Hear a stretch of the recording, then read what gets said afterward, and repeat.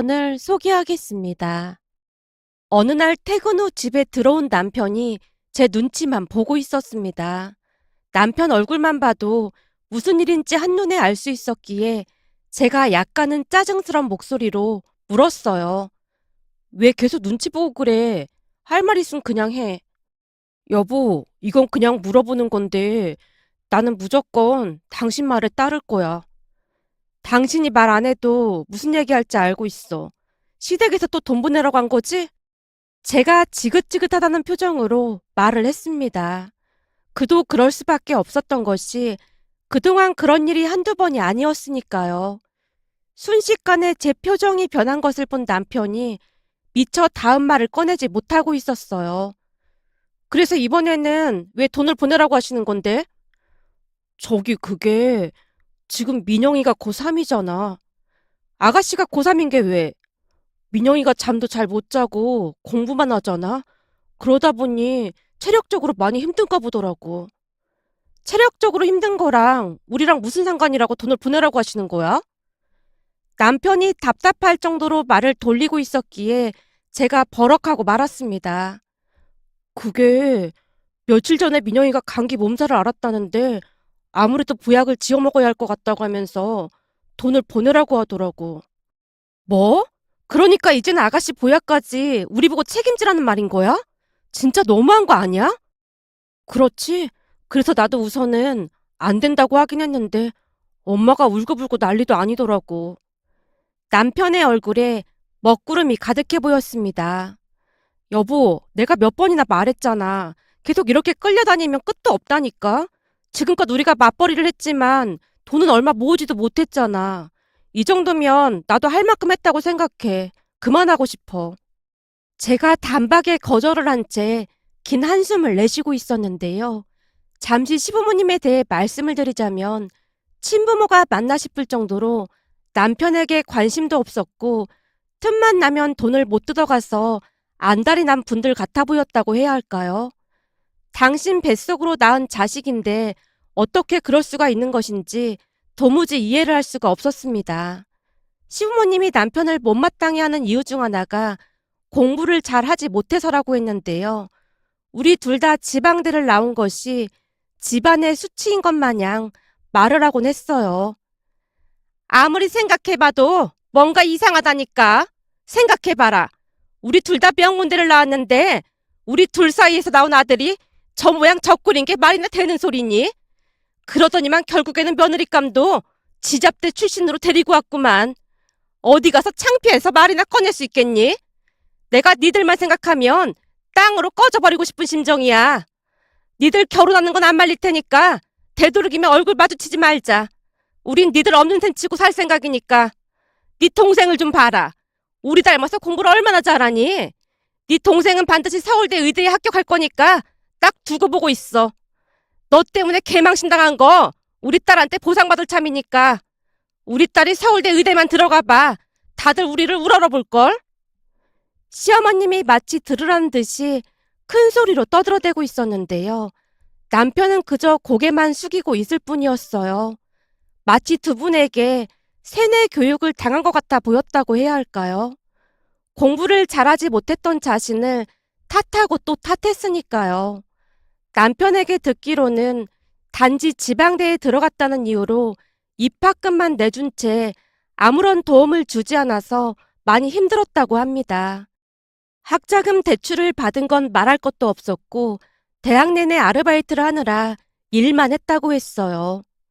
지방대학에 합격했다는 소리를 듣자마자 엄마가 미친 사람 마냥 물건을 다 집어 던지고 난리도 아니었어. 아버지는 나를 투명인간 취급을 했고 두 분은 명문대를 나와서 내가 이해가 안 된다고 했거든. 아무리 그래도 너무하신 거 아니야? 모르겠어. 암튼 대학 다니는 내내 암울한 시간을 보냈던 기억밖에 없어. 순간 남편의 눈에 이슬이 맺혀 있었는데요. 그동안 남편이 얼마나 고생을 했을지 지레짐작할 수 있었습니다. 잠시 울먹이던 남편이 다시 입을 열었어요. 이상하게 수학에서 안 되더라고. 정말 너무너무 힘들었어. 수학 때문에 아버지한테 혼난 게 한두 번이 아니었거든.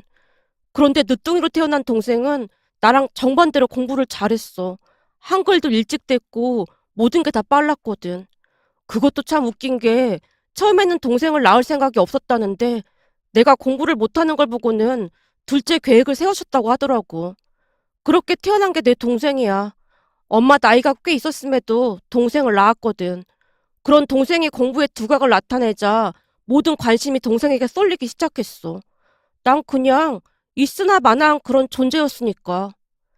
남편의 얼굴에는 씁쓸함이 그대로 묻어나 있었습니다.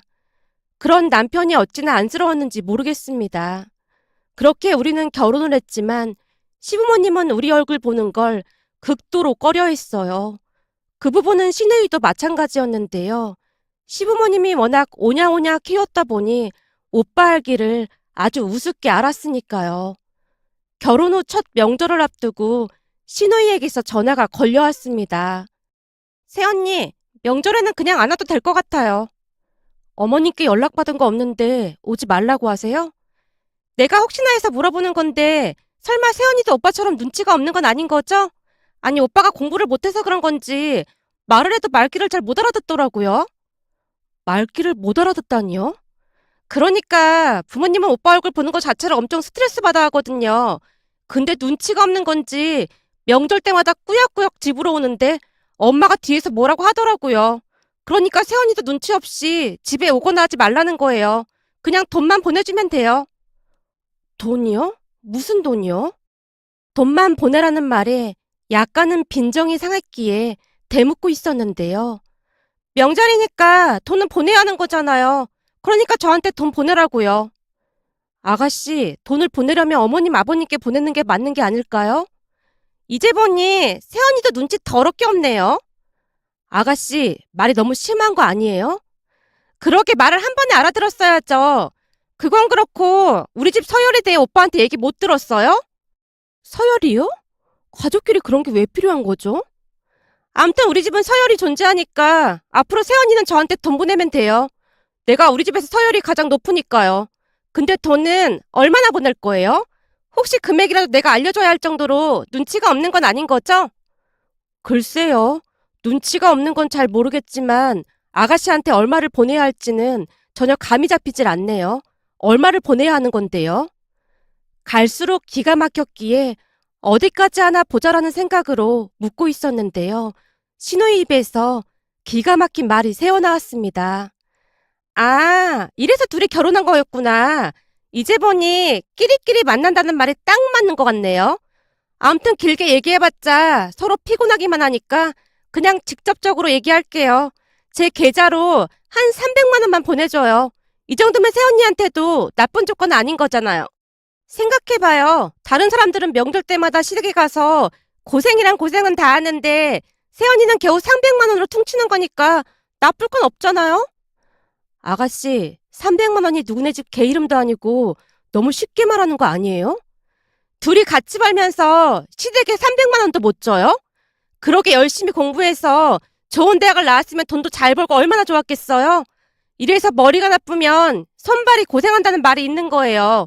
나처럼 공부 잘해서 서울대 의대 붙었으면 그까지 300만 원은 그냥 우스운 거 아니겠어요? 아가씨가 뭘 잘 모르는 것 같아 보여서 제가 한마디만 할게요. 사람은 공부만 잘한다고 인정받는 게 아니에요. 뭐니 뭐니 해도 이 인성이 가장 중요한 거 아니겠어요? 아가씨는 서울대 의대가 문제가 아니라 인성부터 갈아엎어야겠네요. 제가 작정하고 신우이를 비난하고 있었는데요. 갑자기 신우이가 발악하기 시작했습니다. 지금 뭐 하는 거예요? 새언니가 뭔데 날 가리키려고 들어요? 아가씨, 혹시 가리키다가 아니고 가르치려고가 맞겠죠. 가리키다는 손가락으로 어딘가를 가리킬 때 쓰는 말로 알고 있거든요. 서울대 의대 갈 사람이 어휘력이 너무 떨어지는 거 아닌가요? 겨우 지방대 나온 새언니가 할 소리는 아닌 것 같네요. 어휘력은 지방대를 나온 거랑 아무 상관이 없는 거 아닌가요? 암튼 아가씨는 인성부터 제대로 챙기고 사세요. 더욱 기세를 몰아 신우이를 약올리고 있었는데요. 신우이가 다시 빽 하고 소리를 질렀습니다. 새언니, 대체 뒷감당 어떻게 하려고 이래요? 지금이라도 사과하면 제가 그냥 넘어갈게요. 사과하고 300만 원 보내세요. 아니요. 제가 잘못한 게 없는데 사과를 왜 해야 하는 거죠? 그리고 우리 둘 다 지방대 출신이라 그런 큰 돈은 없어요. 그럼 이만 전화 끊을게요. 전화를 끊으려고 하던 찰나 찢어질 듯한 신우이의 비명소리가 전화기에서 새어나오고 있었습니다. 그런데 전화를 끊고 몇 시간이나 지났을까요? 시어머님이 우리 집으로 쫓아와서 집을 발칵 뒤집어 놨습니다. 초인종이 울려서 문을 열어줬는데요. 시어머님이 제게 달려들어서는 삿대질을 하기 시작했어요. 너 대체 우리 딸한테 뭐라고 했어? 내가 들어보니 우리 딸한테 싸가지를 밥 말아먹었다는 둥 아주 막말이란 막말은 다 했더라. 네가 뭔데 우리 딸한테 그따위로 막말을 해? 어머님, 저는 싸가지가 없다는 말을 한 적이 없습니다. 저한테 말을 함부로 해서 그 부분을 지적한 것밖에 없어요. 뭐가 어쩌고 어째? 네가 뭔데 우리 딸한테 지적질하고 난리야? 까놓고 지잡대 출신인 네가 우리 딸한테 지적질할 만큼 지식이 있긴 한 거니? 이래서 사람은 배워야 하는 거야. 너 말 잘 들어. 누울 자리 봐가며 다리를 뻗으라는 말이 있어. 너 혹시 그 말도 모르는 건 아니겠지? 죄송한데 그 정도는 저도 알고 있습니다. 근데 제가 문제가 아니라 아가씨가 문제더라고요. 통화하다 보니까 문해력이 많이 떨어져 보이던데 수능 국어는 문해력이 떨어지면 좋은 성적 받기 힘들거든요. 그러니까 서울대 의대 보내시려면 저한테 그런 말씀을 하실 게 아니라 아가씨 문해력부터 확인해 보셔야 할 것 같습니다. 가리키다와 가르치다조차 구분을 못하면 안 되는 거잖아요. 제 성격도 그냥 호락호락한 성격은 아니었기에 제가 따져 물었어요. 그리고 시어머님과 제가 말씨름을 하고 있는 내내 남편이 안절부절 못한 채 벌벌 떨고 있었는데요. 순간 화가 머리끝까지 났던 시어머님이 마치 저 보란 듯이 옆에 있던 남편의 뺨을 올려붙이는 게 아니겠어요. 너무나 놀란 나머지 제가 소리쳤습니다. 어머님, 지금 뭐 하시는 거예요? 보면 모르니? 네가 잘못했으니까 네 남편이 대신 혼나는 거잖아. 너 잘 들어. 너 때문에 지금 우리 딸이 충격받아서 병원에 입원까지 했어. 너 따위가 뭔데 우리 딸한테 그런 짓을 할 수가 있어.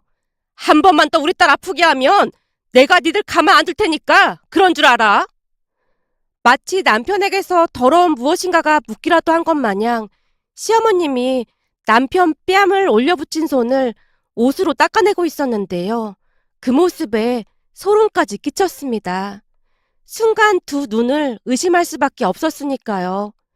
시어머님이 나간 자리를 살펴보니 신발을 신은 채로 들어와서 거실에 신발 자국이 또렷이 남아 있었습니다.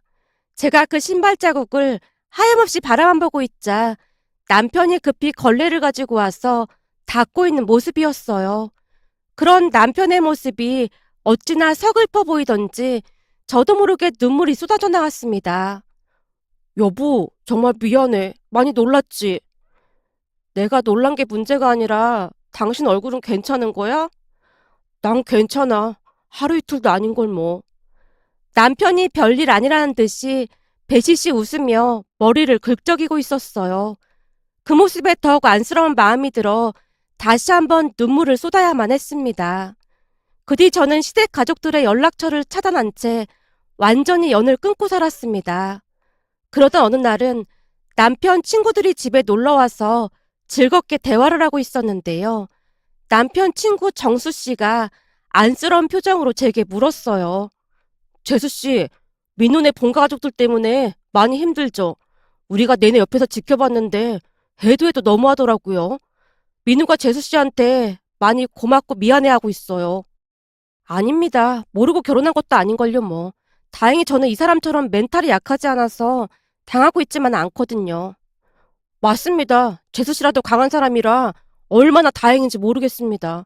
그나저나 민호 본가에서 시도 때도 없이 돈을 가져가는 건 진짜 힘들 것 같아요. 민우가 우리한테 돈 빌릴 때마다 10번이면 10번 다 본가 가족들한테 보내는 거잖아요. 정수 씨가 맥주를 들이키며 말하고 있었고 같이 온 다른 친구들도 다들 동의한다는 표정으로 고개를 끄덕이고 있었습니다. 그 말에 놀란 제가 남편을 바라봤는데요. 남편이 안절부절 못한 채 울상을 짓고 있었습니다. 그런 남편의 모습에 친구들도 당황한 기색이 역력해 보였기에 우선은 제가 화제를 돌리고 말았어요. 잠시 후 친구들이 돌아가고 난 뒤 남편에게 물었습니다. 여보, 당신 혹시 나 몰래 본가에 돈을 보낸 거야? 아니, 그게 사실은 엄마가 회사까지 쫓아와서 난리를 치는 바람에 어쩔 수가 없었어. 뭐라고 하셨는데? 당신이랑 이혼하게 만들 수도 있으니까 당장 돈 보내라고. 나랑 이혼하게 만들겠다니? 무슨 그런 말이 있어. 처가댁에 가서 난리치겠다는 말까지 하더라고. 이미 당신한테 못 볼 걸 많이 보여줘서 그러고 싶지가 않았어. 내가 진짜 궁금해서 물어보는 건데 당신 그 집 친아들이 맞긴 한 거야? 나도 살면서 내내 의심해봤는데 아버지랑 나랑 엄청 많이 닮긴 했잖아. 그렇긴 하네. 그럼 대체 얼마를 보내라고 한 건데? 그때 당신한테 300만 원 보내라고 했잖아. 근데 동생이 병원에 입원까지 했다고 500만 원을 보내라고 하더라고. 그래서 돈이 없어서 친구들한테 조금씩 빌려서 보내드렸어. 진짜 미치겠다. 당신 내 말 잘 들어. 이미 보낸 건 어쩔 수 없는 일이니까 그냥 두는데 앞으로 절대 본가에 돈 보내지 마. 혹시나 돈 보내라고 하면 나한테 사실대로 다 말하고. 내 말 무슨 말인지 알겠지? 제 말에 남편이 고개를 끄덕이고 있었습니다. 그 뒤 남편은 두 번 다시 시댁에 돈을 보내지 않았어요. 그런데 그날도 역시나 시어머님이 시누이 보약을 해먹인다며 돈을 보내라고 했다네요. 그때 저 때문에 충격을 받아서 몸이 많이 허해졌다는 말까지 곁들여서 말이죠. 남편의 말을 듣고 있는데 편두통이 느껴질 정도로 어이가 없었습니다. 하지만 저는 이미 독해질 대로 독해졌기에 절대로 돈을 보낼 마음이 없었습니다. 당신 절대로 돈 보낼 생각 하지도 마. 내 말 무슨 말인지 알았지? 당신은 이제 한 가정의 가장이야. 당신이 똑바로 처신하지 못하면 우리 가정이 흔들릴 수밖에 없어. 그러니까 정신 바짝 차리고 어머님께 당당하게 못 주겠다고 말해. 만약 회사까지 쫓아와서 난리치면 경비 아저씨 불러서 내보내라고 하고 말이야. 제 말에 남편이 비장한 표정으로 고개를 끄덕이고 있었습니다. 그 뒤 시어머님이 남편 회사에 몇 번 찾아오긴 했지만 남편이 경비 아저씨를 통해 내보내달라고 정중하게 말을 했다네요. 남편이 전혀 다른 사람 마냥 냉정하게 행동을 하자 더 이상 나타나지 않았어요. 그렇게 우리는 둘이서 아무 문제 없이 잘 살고 있었는데요. 어느 날 시어머님이 남편에게 문자 한 통을 보내왔습니다. 우리 딸 드디어 서울대 의대 붙었으니까 니들은 내 인생에서 그냥 지워버릴 참이야. 그러니까 앞으로 네 동생한테 민폐 끼칠 행동이나 하고 다니지 마. 우리 앞으로 얼굴 마주치지 말고 살자. 문자를 보던 남편의 얼굴이 무서울 만큼 일그러져 있었는데요. 곧 오히려 홀가분하다는 표정으로 입을 열었어요. 오히려 잘 됐네. 이제 더 이상 우리 귀찮게 안 하겠다. 라는 말까지 했으니까요. 그렇게 시간이 얼마나 지났을까요? 어느 주말 여유있게 식사를 하고 있었는데요. 초인종이 울려대기 시작했습니다. 인터폰을 통해 밖을 내다봤더니 시어머니가 서 있었어요. 그 모습에 저도 모르게 양미간을 찌푸리고 말았습니다.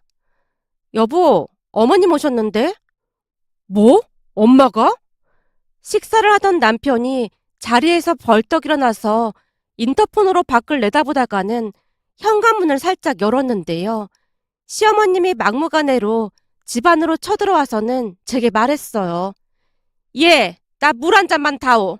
입이 바짝바짝 마르는구나. 제가 아무 말도 없이 물컵을 내밀자 시어머님이 벌컥벌컥 물을 마시고는 다시 말했어요. 나 물 한 잔만 더 다오. 제가 다시 물을 가지러 주방으로 간 사이 시어머님의 통곡 소리가 들려왔어요. 민호야, 이 일을 어쩌면 좋다니? 네 아버지 지금 회사에서 잘리게 생겼어. 그게 무슨 말이야? 회사에서 승승장구하고 있다면서. 민영이 그게 미친 짓을 했지 뭐니. 시어머님 입에서 신우의 이름이 튀어나왔는데 왠지 모르게 좋은 일은 아닌 듯해 보였기에 우리가 놀란 표정으로 바라보고 있었는데요. 시어머님 입에서 기가 막힌 말이 터져 나왔습니다. 알고 보니 민영이 그게 서울대 의대에 합격한 게 아니었어. 뭐? 그게 무슨 말이야? 합격을 한 게 아니라니. 그 정신 나간 게 서울대 의대에 합격을 했다고 하면서 문서를 위조했다는구나. 뭐? 문서를 위조했다고? 시어머님의 말에 말문이 막힌 채 눈만 꿈뻑이고 있었는데요. 시어머님이 계속해서 말을 이어갔습니다. 마치 합격한 것처럼 문서를 위조해서 보여줬다는 거야. 문제는 네 아버지가 그 문서를 가지고 회사에서 준 학자금을 받았거든. 근데 그게 들통이 나서 지금 회사가 발칵 뒤집어졌다지 뭐니. 그럼 민영이는 그 돈을 받았다가 뭘 했다는데? 말도 마라. 명품도 사고 몰래 여행도 다니고 난리도 아니었잖니. 장학금 받았다고 하면서 방학 때 학교 친구들하고 여행 간다고 하길래 그냥 그런 줄로만 알았더니 그런 미친 짓을 하고 다닌 거야. 이를 어쩌면 좋으니? 지금 아버지 회사에서 난리가 났어. 민영이는 뭐라고 하는데? 그 인간 말로는 1년 동안 다시 공부해서 서울대 의대에 갈 생각이었다는데 내내 공부도 안 하고 놀기만 했더라고. 근데 그 정도 성적이면 다른 대학이라도 갈 수 있는 거 아니야? 대체 왜 그런 짓을 한 거야? 그거야 우리가 매일같이 서울대 의대에 가라고 해서 그랬다면서 오히려 우리 핑계를 대고 있지 뭐니. 내가 천불이 나서 못 살겠다. 친척들부터 아버지 회사 사람들한테까지 우리 딸이 서울대 의대 갔다고 자랑이란 자랑은 다 하고 다녔는데 창피해서 어떻게 얼굴을 들고 다니겠어. 말을 마친 시어머님이 대성통곡을 하고 있었습니다. 하지만 남편은 냉정함을 유지하려 노력하는 모습이었어요. 엄마, 이제 얘기 다 끝났으면 그만 나가줘야겠어. 우리 오늘 처갓댁 가기로 했거든. 넌 이 와중에 그런 말이 나와? 네가 그러고도 우리 집 장남이야? 엄마가 언제 한번 나를 그 집 사람 취급한 적이 있다고 그런 말을 하고 있어. 그때 엄마가 나한테 영 끊고 살자고 했잖아. 난 앞으로도 그리 살 테니까 우리한테 연락하지 마. 남편이 시어머님을 내쫓고 있었는데요. 순간 시어머님이 제게 달려와서 손까지 잡으며 용서를 빌었습니다.